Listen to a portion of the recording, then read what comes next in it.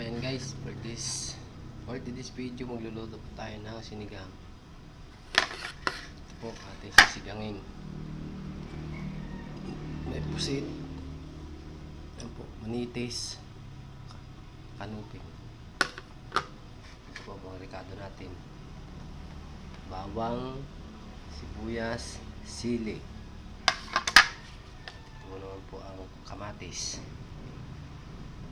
So, yan lang po ang simpleng panghalo para sa sinigang. At yan po the best ulam na.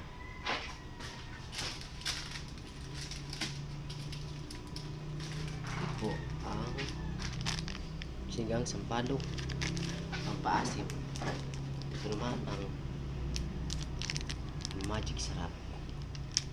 So, kompleto na yan. Lulutuin na lang po natin para may ulam.